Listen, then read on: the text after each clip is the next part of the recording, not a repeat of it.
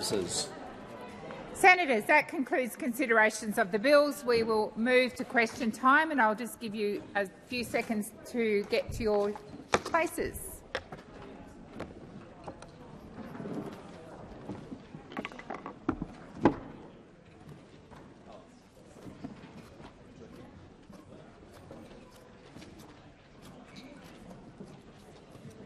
Senator Sharma.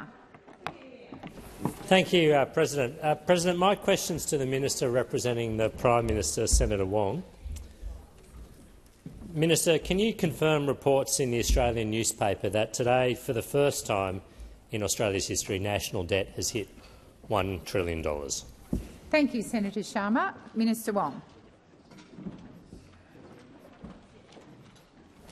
Thank you very much, President. I thank Senator Sharma for the question, and I would make the point, or make 2 points. The first is the government is transparent on the nature of and extent of government debt, and the second point is that if the coalition had stayed in power, debt would have crossed the $1 trillion mark 3 years ago. Order. 3 years ago. Order. So. And if you had been in charge, gross debt would be nudging $1.2 trillion. Minister Wong, so we are very. Minister Wong, please resume your seat. Order. Senator Sharma was heard in silence, and the minister's response will be heard in silence. Minister, please continue. President, I know it's an uncomfortable truth for them. It's an uncomfortable truth that, in fact, gross debt is in fact lower every year of the forward estimates compared to that which we inherited, and I know that fact is hard for those opposite. Order. Order. I realise, sorry, Senator Sharma, I was aware you were on your feet, but I was also aware that your side were being so disruptive it was pointless calling you. But I will call you now. Senator Sharma. Thank you, President. A point of order on relevance. My question was quite straightforward and direct, seeking the minister's confirmation of reports that gross debt has reached $1 trillion. That's all I was after. Thank you, Senator Sharma. The minister is being relevant, and I'll continue to listen carefully. Thank you. Well, I think the budget statements were very clear. Budget Statement 3 made clear that, and I'm quoting, that at 30th June 2027, for gross debt is forecast to be $1,051 billion, $18 billion below MyEFO and $173 billion below the 2022 PFO. So, Senator, what I would say to you is we know there is a great deal of work that. Sorry, I thought you were standing. We know there continues to be work that needs to be done when it comes to the budget and fiscal sustainability.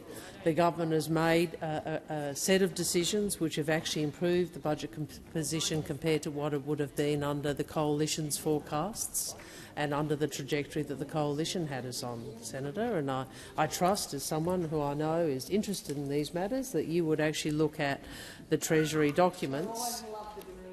I wasn't actually meaning to be debating. Thank you, Minister. The time for answering the question has expired. Minister Wong, please resume your seat. Order. Order. Order. Order. Senators, we are just on the first supplementary, and I've had to stand already to get order in this chamber. Senator Sharma was on his feet ready to ask his question, and he couldn't because of the disorder in this chamber. Senator Sharma, first supplementary. Thanks, President. Minister, the medium-term budget outlook shows that interest expenses are one of the fastest-growing areas of government spending. Will the Prime Minister and your government continue to irresponsibly add to this by national debt continuing to increase over the forward estimates, as budget papers show? Thank you, Senator Sharma. Minister Wong. Well, Senator, I have been in this chamber for a number of years and listened to Senator Gallagher make that point precisely, that interest payments were one of the largest components of expenditure in the budget, and why it was so important that Labor delivered the surpluses that we delivered and ensured that we have a lower trajectory on debt than we inherited. So, Senator, it is true. Yeah, we do live in a time where we know that the ageing of the population and the nature of the challenges on demands that government are rightly made of government. Fiscal sustainability is a challenge, and I would make the point to you that the Treasurer, Treasurer Chalmers, and the Minister for Finance, Minister Gallagher, have handed down budgets, including two budget surpluses. Has expired. Senator Sharma, second supplementary. Thanks, President. Minister, in the interest of directness and transparency, how high do you expect gross government debt under your government to reach? Thank you, Senator Sharma. Minister Wong. 2 points I'd make. The first is this is transparently reported in the budget papers, and second, I make the point that our debt position is lower than it would have been under you. Thank you, Minister. Senator Ghosh. Thank you, President. My question is to the Minister representing the Minister for Employment and Workplace Relations, Senator Watt. The Albanese Labor government is delivering real change for Australian workers by helping Australians earn more and keep more of what they earn. A key part of that is ensuring unemployment remains low by historical standards. Minister, can you detail the ABS labour force data which was released this morning? Thank you, Senator Ghosh. Minister Watt. And Senator Ghosh, as a matter of fact, I can. Today's labour force figures demonstrate that Australia's labour market remains resilient despite some softening. This is particularly the case when we compare Australia's jobs market to other advanced economies and by historical standards, with more than 1.3 million jobs added to our economy since the election of the Albanese Labor government. Doesn't Senator McGrath look happy about that fact among his colleagues? Minister Watt, I remind you to direct your comments to the Chair. President, can't you observe Senator McGrath's happiness about the 1.3 million jobs added to our economy under the Albanese Labor government? The unemployment rate did increase marginally over the month of July, but this remains low by historical standards. While employment decreased by 15,800 in July, we've seen an increase over the year, with more than 190,000 more Australians in work than a year ago. Encouragingly, full-time employment rose over the month, with a record 10.2 million Australians in full-time work in July. The underemployment rate also fell marginally in July, which means that more Australian workers are getting the hours that they want. While the participation rate decreased slightly over the month to 66.9%, it remains a fraction below its record high of 67.2%. These figures released today demonstrate the resilience of Australia's labour market against the backdrop of global economic challenges, including the ongoing conflict in the Middle East. There will, of course, continue to be challenges across the global economy, and we are not immune.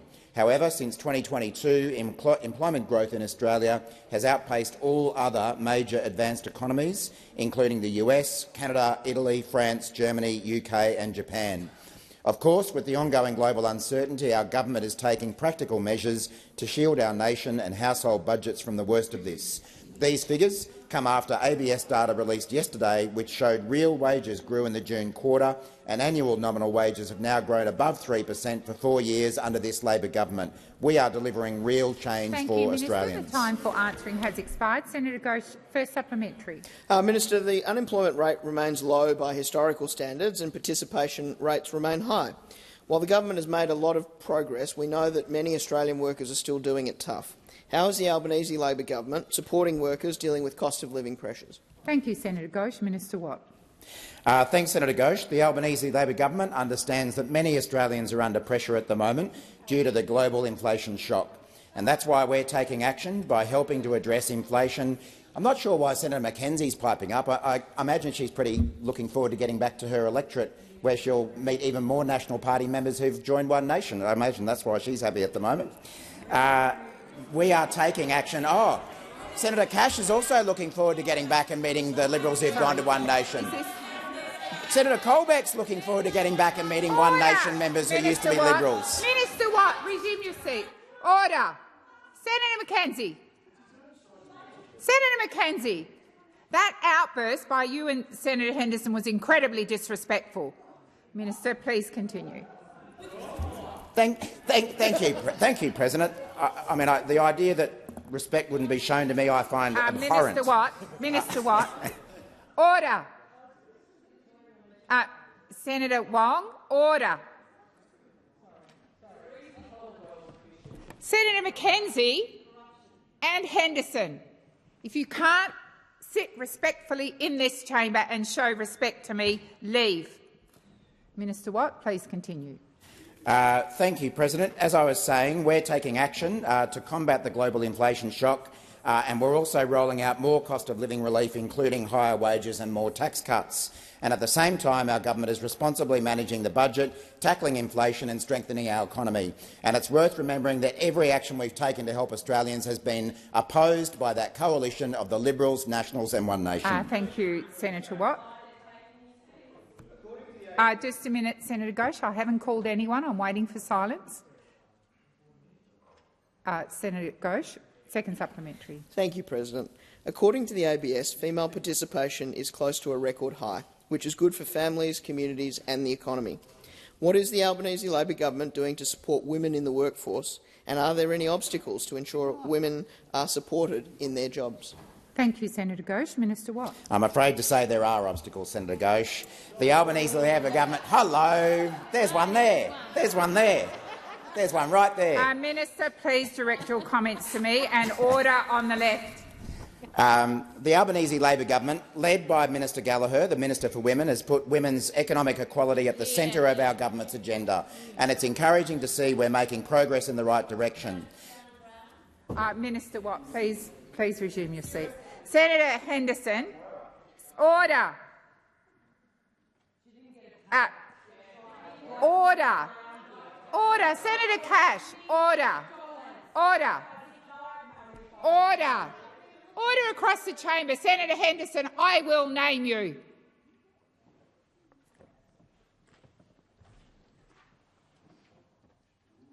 Minister Watt, please continue. Thanks, President. The Albanese government is tackling the gender pay gap from every angle, including by delivering pay rises for minimum wage workers, boosting wages in the early childhood— Watt, please resume your seat.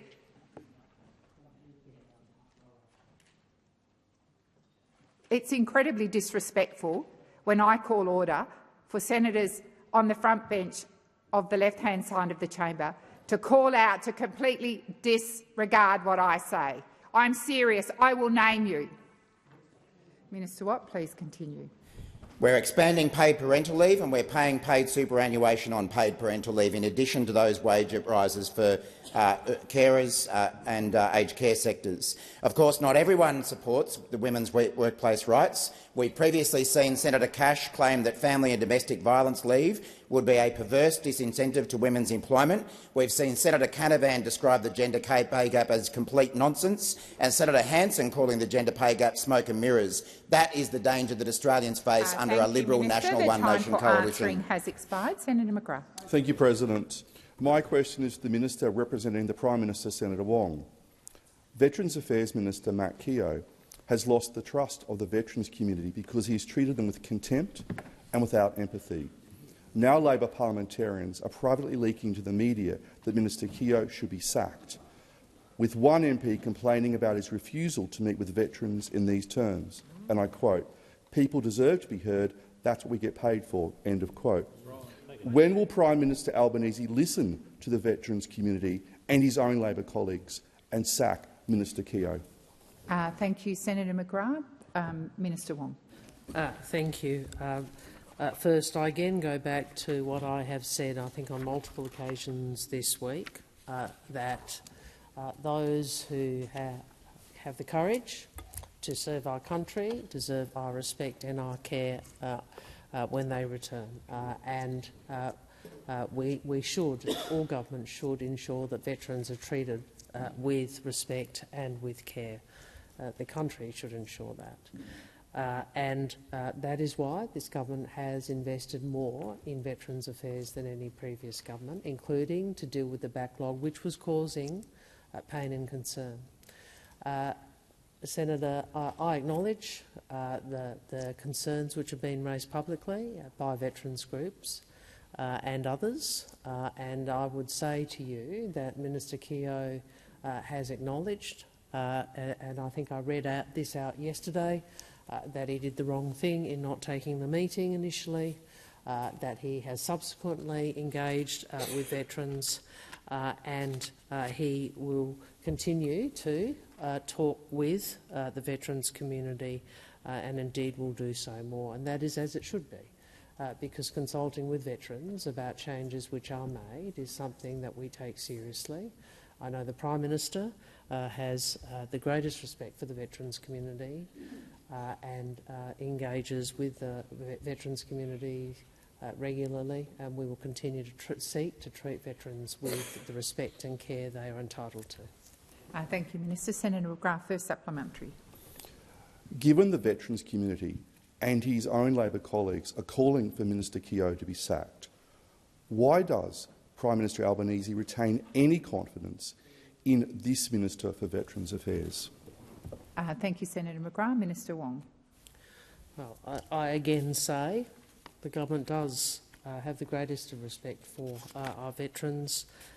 They deserve our thanks.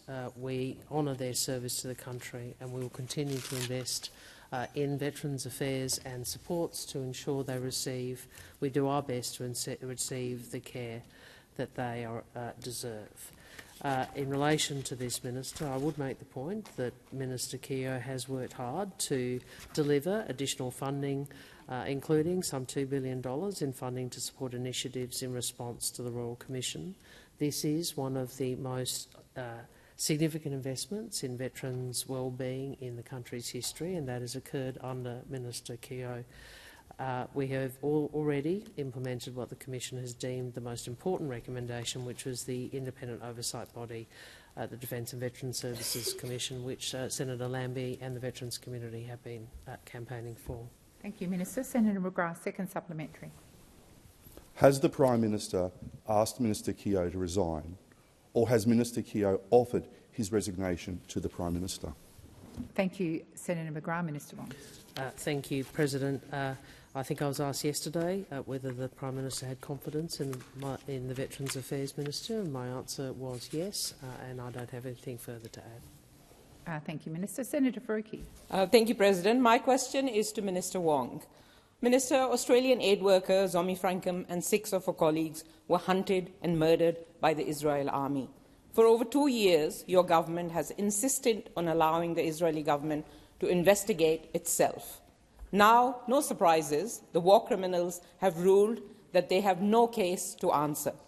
You were warned repeatedly that relying on murderers to investigate themselves would never deliver justice. Yet somehow you believe that words would compel a state engaged in genocide, a state that has killed 20,000 children, a state that kidnapped and assaulted Australian citizens aboard the global Samud flotilla. Minister, does your government accept any responsibility for not getting justice for Zomi? How much more humiliation will you put this country through before you take action? Thank you, Senator Faruqi. Minister Wong. Thank you, President. I have made clear that this outcome and the circumstances in which it was announced is outrageous and insulting. And importantly, and a lot of Senator Faruqi's points are to me, I say it was outrageous and insulting to Mal Frankham, Zomi's brother, and the whole of the Frankham family, and also to Australians. There is a lot of anger in the Australian community about this, and I share that. And I've made clear publicly today and privately to the Israeli ambassador our views about the announcement which was made, which is that the IDF, or the Israeli government's investigation will not occur. There will be no investigation into the criminal liability associated with the deaths, not just of an Australian citizen, but in fact, in total, 7 humanitarian workers who were killed in a strike where they were struck by the IDF not once, not twice, but 3 times. And Australians deserve answers, and most importantly, Mal Frankham and the Frankham family deserve answers. I will continue to engage with the family, as I did yesterday, where we announced an award in Zomi Frankom's honour on World Humanitarian Day to honour not only her work, but on a day where we dedicate ourselves to honouring those humanitarian workers, not only those who have lost their lives, but to commend all those who do the best of humanity, which is to deliver aid to those who need it. Time for answering has expired. Senator Faruqi, first supplementary. Thank you, President. Minister, the Israeli ambassador has the audacity to say that any loss of innocent life is a tragedy. According to the UN figures released yesterday, 186 aid workers were killed in Gaza last year. The ambassador has attempted to gaslight World Central Kitchen. Do you accept the ambassador's account that Zomi and her colleagues were somehow responsible for their own deaths, or do you believe that the ambassador is lying? Minister Wong. No, I do not accept any assertion that sheets home responsibility for the deaths of 7 aid workers, including an Australian citizen on whose behalf I will continue to advocate in the circumstances that I have outlined. In relation to the Israeli ambassador, he does not speak for Australia, he speaks for the government of Israel. Senator Faruqi, second supplementary. Thank you, President. Minister, in 2010, the Labour government of the time expelled an Israeli embassy official over the misuse of Australian passports. 16 years later, the Israeli army has killed an Australian aid worker, failed to hold anyone to account, and yet there have been no consequences from your government. Minister, are you outraged enough yet to expel the Israeli ambassador? Thank you, Senator Faruqi. Minister Wong. We maintain diplomatic relations with countries, not as an endorsement, of others, and I think if a fair-minded assessment of what has happened over these last years, you would see that we have very different views to the government of Prime Minister Netanyahu, and Prime Minister Netanyahu has made that clear. We maintain diplomatic relations to advance Australia's interests, to be able to put our view directly to other countries, as I did today with the ambassador when he was called in. Thank you, Minister. Senator Stewart.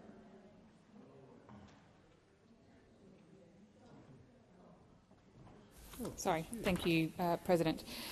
My question is to the Minister for Early Childhood Education, Senator Walsh. Quality early learning gives First Nations children the very best start in life. It helps them learn, develop and thrive, and lays the foundations for success at school and beyond. Can the Minister update the Senate on the latest progress towards closing the gap in early childhood education, and how the Albanese Labor government is working with First Nations communities to build on that progress? Thank you, Senator Stewart. Minister Walsh. Thank you very much, President. And yes, great question, Senator Stewart, and thank you for all your advocacy on behalf of Indigenous Australians and all Australians. And we do have good news to celebrate when it comes to helping First Nations children access the benefits of quality early education. More than 95% of First Nations children are now enrolled in preschool. And there has been improvement in every state and territory. And what that means is that together we have met, for the first time, Closing the Gap Target 3. And it is a landmark achievement because quality early learning does give children a great start in life. It helps them arrive at school ready to thrive. And we know there's more to do, but this achievement really shows what is possible when governments listen to First Nations communities and work in genuine partnership with them. And I was really proud to mark this achievement alongside Minister for Indigenous Australians, Senator McCarthy. And I recently joined Minister McCarthy at Garma on Yolngu country. And there we listened to communities, we heard their ambitions for their children, and our government is backing that ambition. With Labor's 3-day guarantee, every family now has access to at least 3 days of childcare subsidy each week, and First Nations children can access 5 days. And this has been a game changer. The data shows us that more First Nations children are using early learning as a result. More children are getting the opportunity to learn and grow in their early years. and more parents are getting the practical support they need to make life work and to build a strong future. It was First Nations communities who advocated to make it possible, and we have listened. Thank you, Minister. Senator Stewart, first supplementary. Thank you. Thank you, President. Thank you, Minister. Meeting this Closing the Gap target is an important milestone, but as both you and I know, there is more work ahead. How is the Albanese Labor government partnering with First Nations communities to help more children start school strong? Thank you, Senator Stewart. Minister Walsh. Thank you. And we should celebrate this milestone and do more to ensure that First Nations children are supported to develop, thrive and be ready for school. And we know what works. Early learning centres that are community-led, that are culturally safe, that are trusted by families. And I saw that in Derby, where I met Rowena Muda and the Nanga women. For years, they ran playgroups in local parks and halls for children to play and learn together. But they wanted more. They had a vision for a permanent home and a quality early learning centre. And we listened and we backed them. Our government is investing $9 million from our Building Early Education Fund towards a new service operated by those very women, the Nanga women, and we'll invest in more ACCO-led services like this too, because this is how we close the gap. Thank you, Minister. The time for answering has expired. Senator Stewart, second supplementary. Thank you, President. Every child deserves the opportunity to benefit from quality early learning. How has the Albanese Labor government listened to the concerns of First Nations communities about previous approaches, and how have we responded? Minister Walsh. Thank you. Well, we believe that children shouldn't miss out on early learning because of their parents' circumstances. But that is exactly what the Coalition's activity test did. If a parent lost their job, their child could lose access to early learning. If a parent couldn't find enough work, their child could lose access to early learning. The Coalition locked out children for things that they had absolutely no control over, including the children who had the most to gain from early learning, including First Nations children. And we changed that, and we're proud of that. We said that access should be about the child, not their parents' work roster, not whether their mum could pick up another shift. And our 3-day guarantee is now in place, and First Nations children can access 5 days of subsidised early learning each week. We delivered this. It is working, and every child, including First Nations children, deserve a great start in life. Thank you, Minister. Senator Cadell. Thank you, President. My question is to the Minister representing the Prime Minister, Senator Wong. How much additional cost at the petrol bowser will Australians be slugged under the government's new proposed carbon tax on fuel? Minister Wong.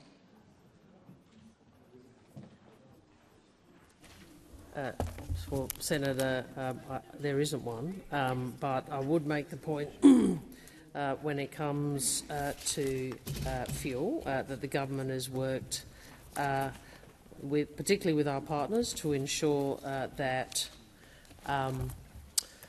fuel supplies have continued into Australia. Fuel, fertiliser and related products have continued into Australia, notwithstanding the disruption to global energy markets as a consequence of the intermittent closure of the Straits of Hormuz. And what that experience, I think, has confirmed is a number of things. One is the importance of good partnerships into our region and a joint approach to a regional approach to economic resilience. But the second is also the sovereignty point, to ensure we have more capacity to provide for ourselves in critical supply chains in our country. If you are discussing low-carbon liquid fuels, the point I would make is that that is a policy that seeks to grow and diversify supply chains, including for Australian-made fuel made in Australia from Australian feedstock. And that is an important aspect of what is being currently discussed. We do think Australian farmers and ethanol producers can help protect Australia from the vulnerability that has been on display, not just in energy markets, but at the Bowser. At the Bowser, we have seen what has happened when you see the spikes to energy prices. The price of oil spiking as a result of the constriction in demand.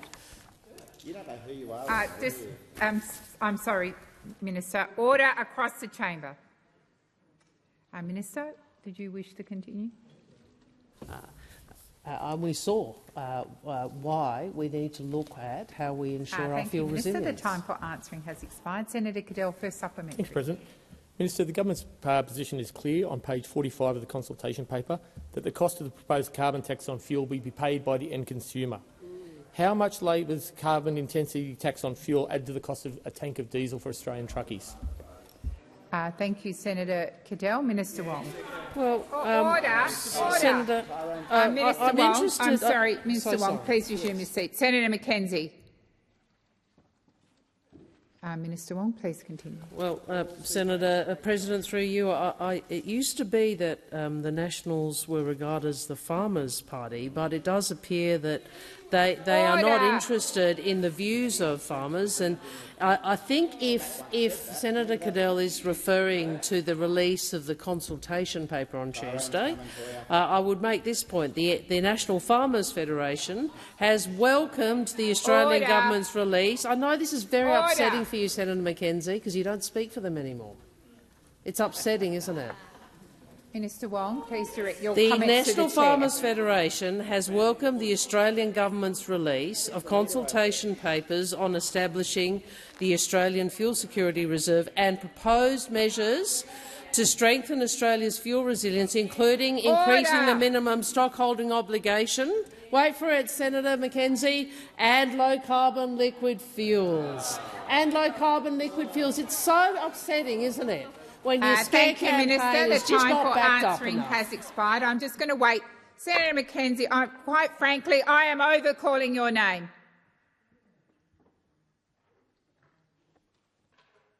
Senator Cadell, second supplementary. Thank you very much. Minister, you've been unable to tell Australians how much more they will pay in two answers now. Why is the government withholding the Australian public the modelling showing the costing of how much they will pay on the new carbon tax on fuel? I'm waiting for silence across the chamber before I order. Minister Watt, order applies to you. Minister Wong. Thank you. Well, first, the government's put out a consultation paper that is what we are discussing, which has been welcomed by industry, not just the NFF, but also GrainCorp. The second point I would make is that the allowable level of ethanol that can be added to petrol is already established under Australia's fuel quality standards, and the government does not have plans to change or increase these. Order. You just can't. You want to construct a scare campaign. It's unfortunate the facts don't support it, isn't it? And it's unfortunate that some of those who you purport to represent are actually not joining in the circus. Because really, who do you represent? You don't represent farmers, you don't represent grain producers. Who do you represent now? Just the people of Elwood. You don't even represent Gina anymore. Order. Order across the chamber. Minister Wong, had you finished your contribution? Thank you. Senator Brown. Thank you. My question is to the Minister representing the Minister for Health, Disability and Ageing, Senator McAllister. The Albanese Labor government believes in a simple principle. We believe that no matter where you live or where you come from, Australians should have access to affordable health care. I, like all my colleagues, want Australians to see a doctor without a hit to their hip pockets. How is the government strengthening Medicare to help Australians get the care they need for free? Minister McAllister. Thank you, President, and I thank Senator Brown, who of course is a staunch advocate for public health and for Tasmania. Because when we are talking about access to health care, the Albanese Labor government's proposition is very simple. When you're sick, The only card that you should need is your Medicare card, and we are delivering real change for Australians. With just a Medicare card, more Australians are seeing a GP for free. With just a Medicare card. Now, under those opposite, bulk billing in free fall. But thanks to this government's historic investment in Medicare, bulk billing has now risen to 84%. And that means parents don't have to worry about taking a sick child to the doctor. It means that workers don't have to worry about or choose between seeing a GP and keeping more of what they earn.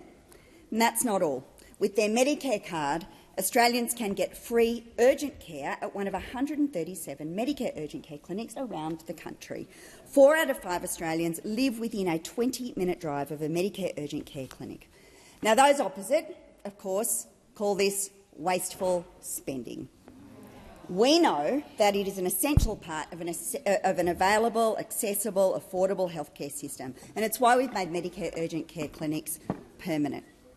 Now, the thing is, Senators, you don't have to take my word for it. We can ask, in fact, any Tasmanian senator, Senator Brown, because when their Liberal Deputy Premier, Guy Barnett, needed urgent care after a game of tennis, where did he go? Well, he went off to the Medicare Urgent Care Clinic, one of 8 Medicare Urgent Care clinics right across Tasmania. Now, that is what Medicare looks like when it is working for all Australians, and that is what Labor governments do. They strengthen Medicare, they make healthcare more affordable, and they deliver real change for Australians. Thank you, Minister. Thank you, Minister. Senator Scarr, it is not the role in here for a senator on the opposition backbench to try and out-yell a minister. I asked you to come to order. You were so loud, I don't even think you heard me. So, Senator Colbeck, I do not need to hear from you. Senator Brown, first supplementary. Thank you, and thank you, Minister, for that response. The PBS is a key pillar of Australia's universal healthcare system because Australians shouldn't have to choose between paying for the medicines they need and paying the bills. How is the Albanese Labor government delivering more cheaper medicines for more Australians? Thank you, Senator Brown. Minister McAllister. Thank you, President. Well, thanks to the Albanese Labor government, PBS medicines are now the cheapest that they have been in 20 years. And so the last time that medicines were this cheap was in 2004. And thanks to our investments in cheaper medicines, Australians have saved more than $2.9 billion since July 2022. But we should be clear about the history of this, because if the Liberals and the Nationals and One Nation had their way, the maximum PBS co-payment would be more than $50. So under those opposite, families right across Australia would be paying twice as much for their medicines as they are today. We are adding more medicines to the PBS so Australians can access the treatments they need at a price they can afford. And just this month we listed the first new treatment in 20 years for rare brain cancer, a treatment that can slow progression of the disease. Australians shouldn't have to choose between their health and their hip pocket. Thank you, Minister. Senator Brown, second supplementary. Thank you. The Minister has clearly set out how the Albanese Labor government is delivering real change and helping Australians get the care they need. Can the Minister outline whether anything stands in the way of the government's approach? Order. Senator Colbeck, I haven't even called the Minister, and already you are being disrespectful to me and to the Minister by interjecting. Either leave the chamber or listen in silence. Minister McAllister. Thank you, President. Well, we on this side of the chamber built Medicare, we backed the PBS, and we built universal superannuation. Minister McAllister, please resume your seat. Order. Minister Watt and Senator Colbeck. Order. Minister McAllister, please continue. Well, President, those opposite are always trying to tear down those essential safety nets. But there is one safety net that those opposite are always very good at protecting, and it's not Medicare, it's not super, it is in fact the great Liberal Party safety net. Now, this is a safety net which ensures that those opposite will always be looked after, whatever befalls them. So the Senator for Higher Taxes, Senator Hume, is now the Shadow Minister for Finance. The Shadow Minister for Housing is comparing teenagers to cats and dogs. He sees communism wherever he looks. And the member for Goldstein has become the Shadow Treasurer, and that actually requires no further elaboration. On the evidence, the great Liberal Party safety net is one of the most effective pieces of social protection in the world. Thank you, Minister.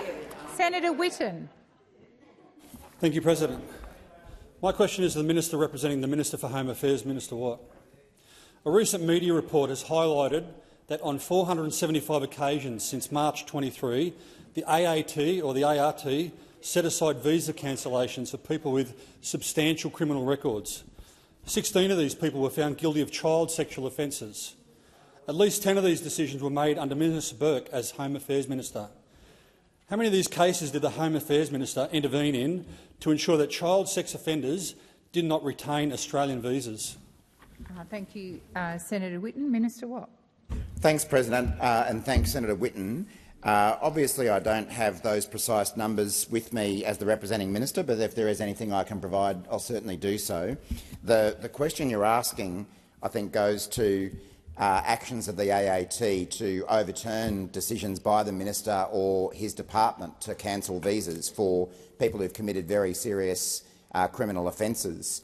What that demonstrates is that the minister and his department have cancelled a visa of a criminal offender. They have taken the action that they can take to cancel those visas and deport those individuals, which is exactly what should be happening. Now, of course, the AAT on occasion will make a different decision. In our last term of office, you might recall that we changed the ministerial direction that set out the conditions that the AAT should take into account. Another step by our government taken to ensure that Australians are kept safe. But as I think you've suggested in your question, if the AAT does make a decision to set aside the minister's decision to cancel a visa, then that will go back to the minister for reconsideration. I know that in many, if not most, cases, the minister has made a second decision to cancel someone's visa. So what that demonstrates is that this government is taking every possible action that is available to ministers to cancel visas where that needs to be done. We, of course, do provide direction to the AAT about the government's position on these issues. They are an independent body. We don't always agree with the decisions that they make.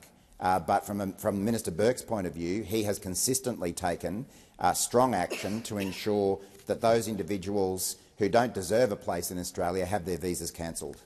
Thank you, Minister. Senator Whitton, first supplementary.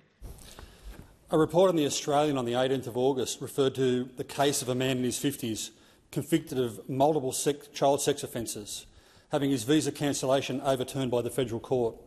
This is a man that, according to the tribunal records, assaulted a 16-year-old boy at a bus station, forced him to a hotel and attempted to rape him. This was not an isolated incident. He had other convictions involving underage children. What personal action has the Home Affairs Minister taken in response to this court decision? Thank you, Senator Whitton. Minister Watt.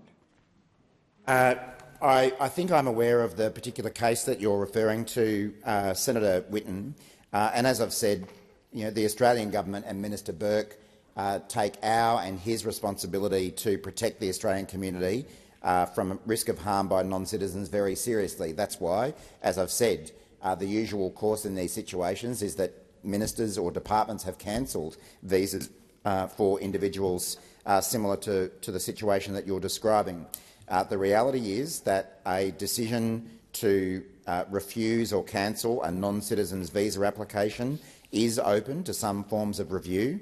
And while I can't speak to the specifics of this case, I can confirm that the decision of the federal court is being examined.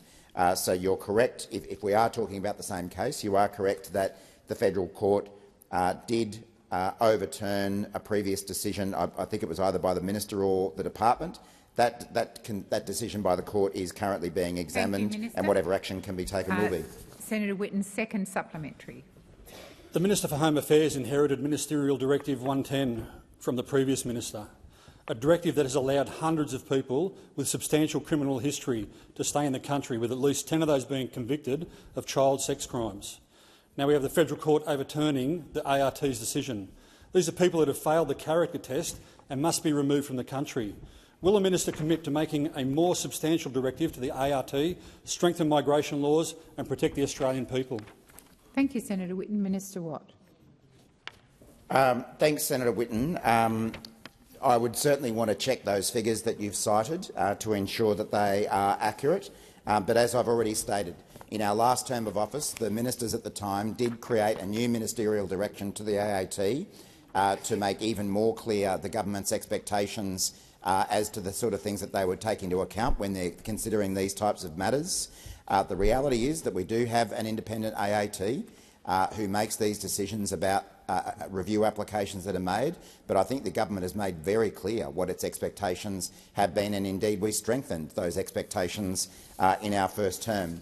I might just remind you, Senator Whitten, that there have been occasions where the One Nation Party, despite its constant claims to toughen up on people, has actually voted the other way.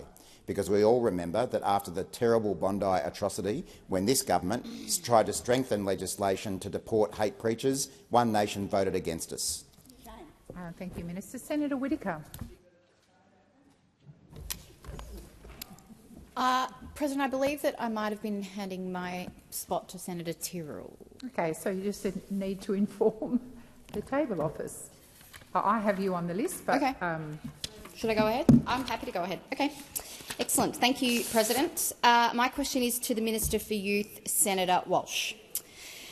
Young Australians want the same opportunities as the generations before them: a good job, fair pay and the chance to build a secure future.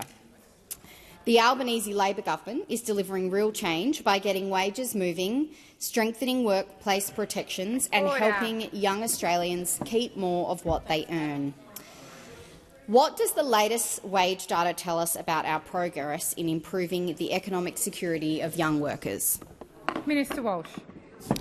Thank you, Senator Whittaker, for your question, for your support for— Minister Walsh, if you would resume your seat. Come to order. Minister Walsh. Thank you, President. Thank you, Senator Whittaker, for all of your support for young workers in WA and workers across the country. And this week's data confirms that wages are growing under Labor. Wages are up by 3.2% over the year, and real wages are up in the quarter as well. And that matters for young workers, the young Australians who are starting— Please resume your seat. Order. Senator Wong.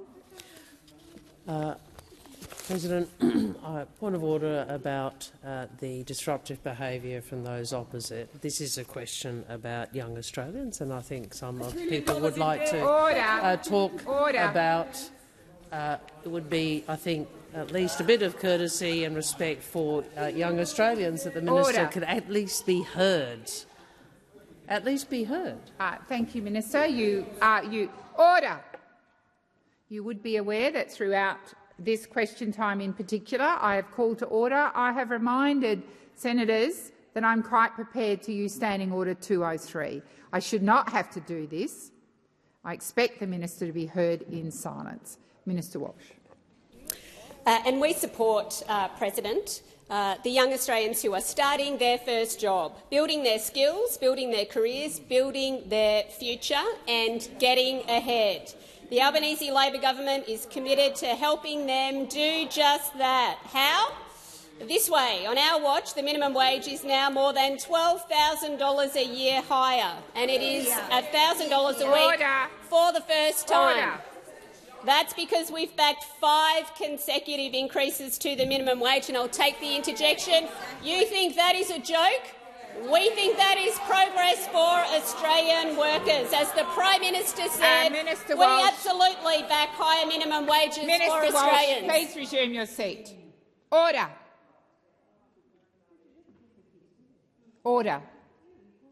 Minister Wong. Senator McKenzie. Senator McKenzie, if you interject any more during the remainder of question time, I am going to name you under Standing Order 203. If you don't think you can keep quiet for the remainder of question time and you don't want to come under Standing Order 203, leave the chamber. But I am serious. I'm over the interjections. I'm over the rudeness. I'm over the disrespect. Minister Walsh. Please continue. Thank you, President. Well, our government will never walk away from young workers. And as the Prime Minister has said, we absolutely back higher minimum wages for Australians, unlike all of those opposite, and that includes young Australians. It's why we back penalty rates. It's why we've locked them in with legislation. Order. It's why we back making wage theft a crime, and we have. It's why we back abolishing junior rates, giving young workers in retail, fast food and pharmacy a pay rise. Before I entered Parliament, I was proud to represent young hospitality workers, so I know that the biggest beneficiaries of these changes are our nation's young people. This is what Labor is delivering: higher wages, higher weekly earnings. Our government has got wages moving. We know you all love low wages, and we back Australian workers. Thank you, Minister Walsh. Senator Whittaker, first supplementary. Thank you, President. Young Australians make an important contribution in workplaces across our economy. They deserve wages that properly value their work and give them the opportunity to get ahead. How is the Albanese Labor government acting to lift wages and deliver fairer pay for young workers? Thank you, Senator Whittaker. Minister Walsh. Thank you, President. Well, Labor listens to young people and we act on what they tell us. I recently met Braden, Prachi, Janita and Misha, 4 young workers from the SDA who stood up for fair pay. They campaigned for 18 to 20-year-olds working in retail, fast food and pharmacy to be paid the same as their older co-workers. It's not too much to ask. It worked and it's only fair, because we'll always back a fair day's pay for a fair day's work on this side of the chamber, and that includes for young Australians. Their contribution deserves to be valued. They never got that under the Coalition government. The Coalition called low wages a deliberate design feature. We call it a deliberate choice to make wages higher. When young workers stood up, we stood with them, and together we are delivering fairer pay. Thank you, Minister Walsh. Senator Whittaker, second supplementary. Thank you, President. Minister, young Australians deserve these higher wages and improved conditions, but our progress so far cannot be taken for granted. What obstacles stand in the way of delivering fair wages and greater economic security for young workers? Thank you, Senator Whittaker. Minister Walsh. Well, thank you, President. And we're hearing from those obstacles right now, because the biggest obstacle is all of those opposite, who always oppose higher wages for young Australians. Everybody knows what young people got from the Coalition government. They spent a decade deliberately keeping wages low, and they were proud of it. And One Nation are cut from the same cloth. They don't back young workers either. They opposed increases to the minimum wage. They want to scrap penalty rates. They want to make it easier to sack workers, and we know who goes first, and it's young workers. They tried to block better job security for casuals. They voted against. Resume your seat. Withdraw that, Senator Hume. President, you can't just make stuff Senator up. Hume. But they're making stuff up. Senator Hume, resume your seat. Senator Hume, no, you do not sit in your seat and withdraw. You stand up. No, you haven't withdrawn twice. Order. Order. Order.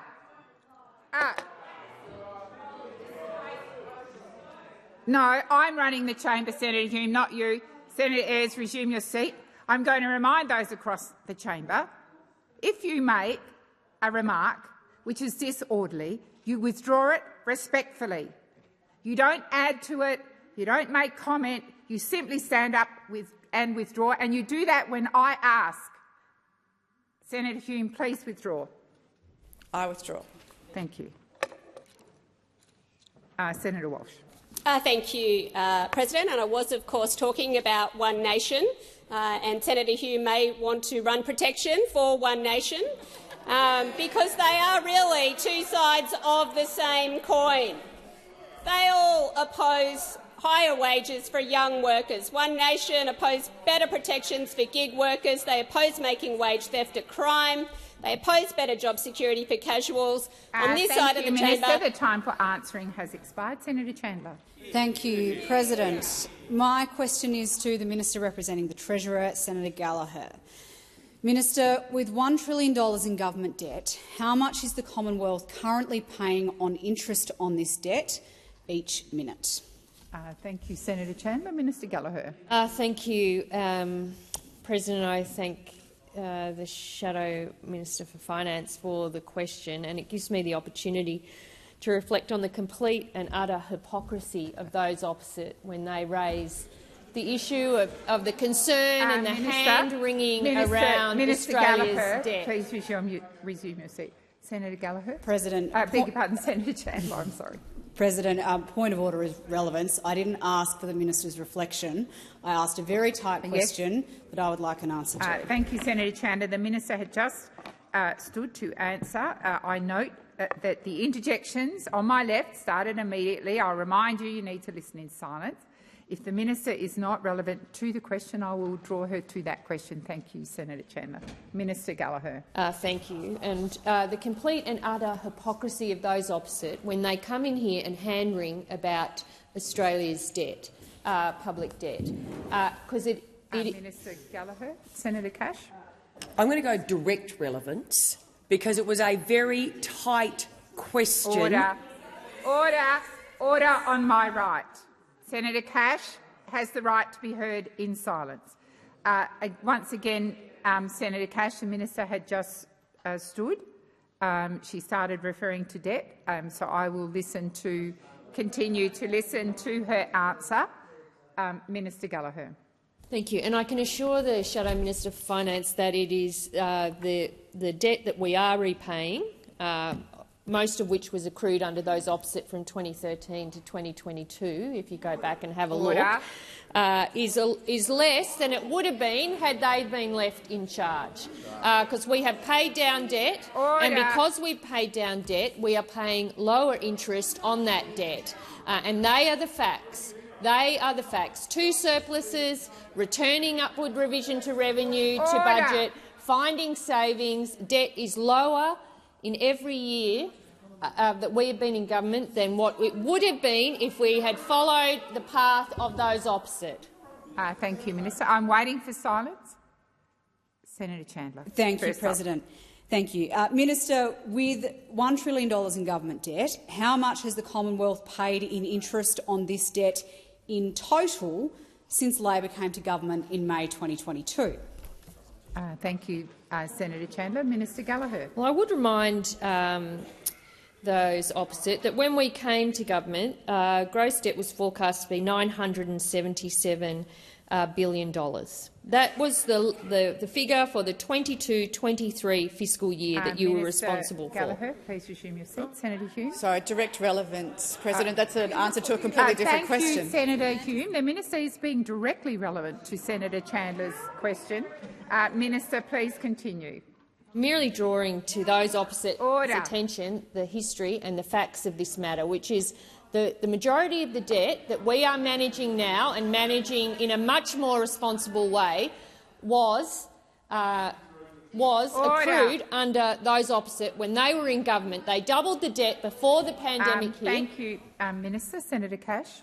Again, President, it is direct relevance. I'm not quite sure how much tighter we can draft our questions. Thank you, Senator Cash, and I will remind you that the first part of Senator Chandler's question asked since this government was elected. That was directly relevant. I can't be any clearer. As you know, I can't direct the minister to answer in the way that you might see fit, but your question is relevance and direct relevance, and the minister is being both. Minister Gallagher.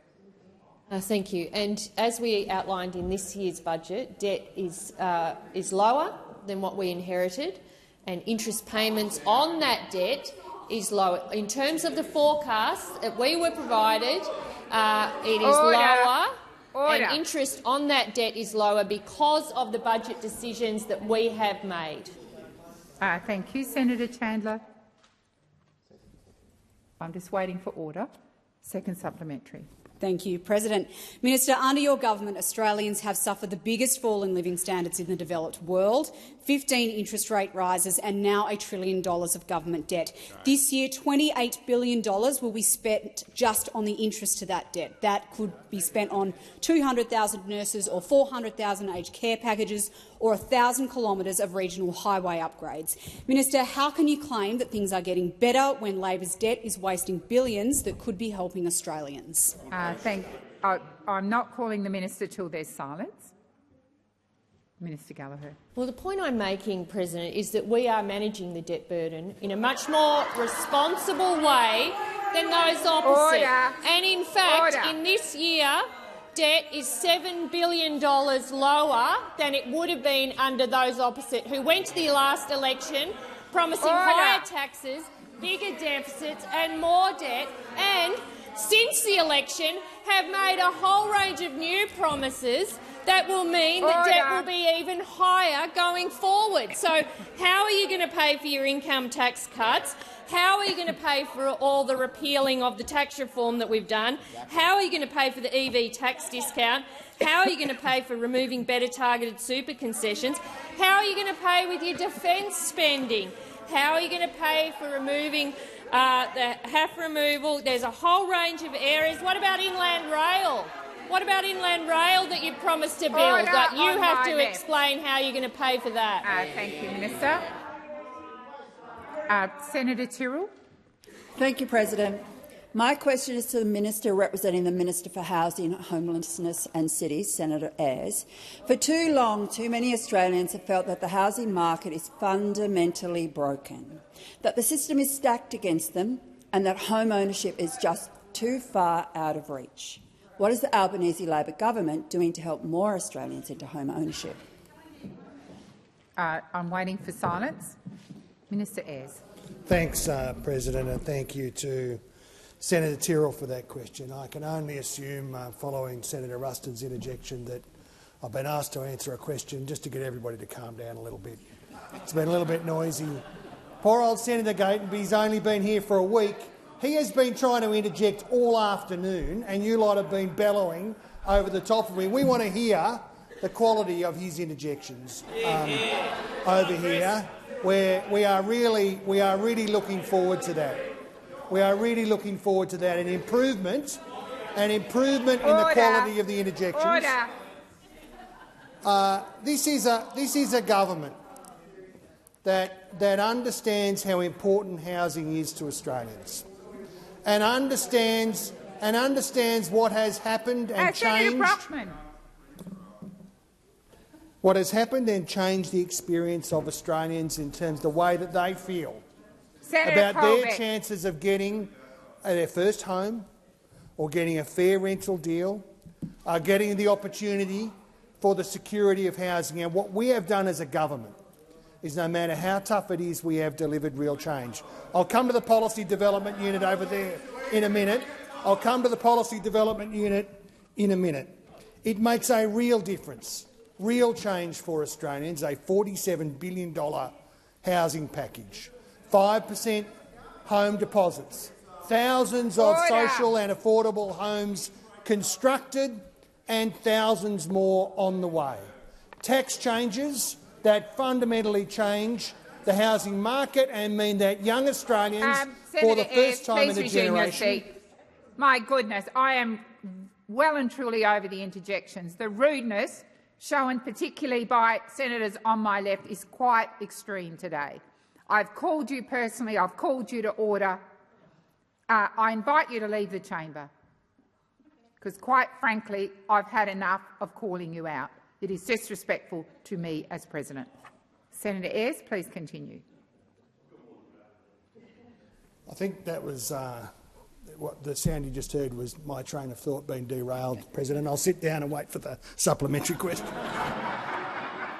Senator Tyrrell, first supplementary. Thank you, President. Well, let's get you back on track. Senator Tyrrell, resume your seat.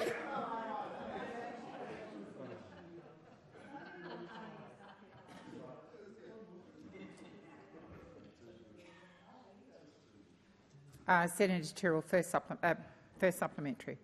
Thank you, President. Well, we'll get the train back on track. More Australians now finally have a real opportunity to get into home ownership. What is the Albanese Labor government doing to make sure that homes are safe, decent and affordable, whether they're first home buyers or renters? Minister Ayres. Well, I think I've outlined the sum of our effort in terms of home and construction, but Senator Ruston interjects to say, President, what does decent mean?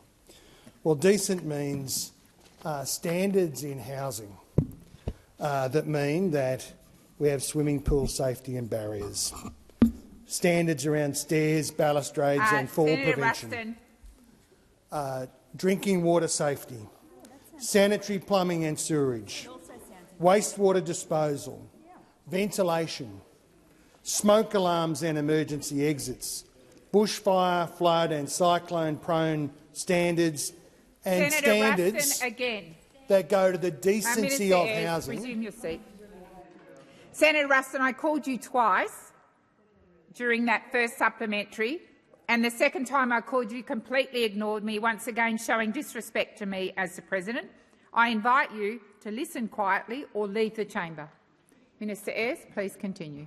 And we have seen around the world, including in the United Kingdom, in the Grenfell housing disaster, what it means when you cut housing standards and think it's okay to put ordinary people, working people into substandard housing, as Senator Bragg suggested Senator just a few days ago. The time ago. for answering has expired. Senator Tyrrell, second supplementary. Thank you, President. The Albanese Labor government is delivering safe, secure and affordable homes around the country. Can the minister outline what approaches to Australia's housing standards might risk the safety and security of prospective Australian homeowners and renters? Minister Ayres. Well, I did wonder whether we'd come to alternative approaches, I suppose, and it seems like just a few days ago that the Policy Development Unit of the Liberal Party was providing his report to the National Press Club. More policy development happening over there, and for just a few moments, just for these few days, it had a positive effect, a little ray of sunshine. The Liberals, who have spent the last 12 months backgrounding against each other, suddenly we're backgrounding against one person only, just for a few days. What a sense of relief Mr Taylor must have felt. What a sense of relief Mr Taylor must have felt. The Liberals finally united against this sort of trickle-down wolf in teal clothing over here, Senator Bragg. Minister Ayres, withdraw that comment. I withdraw. He did say it's hard to make perfect judgments all the time, thank you, but Minister. I do my the time best. has expired. Be placed on Thank you, notice, Minister President. Wong.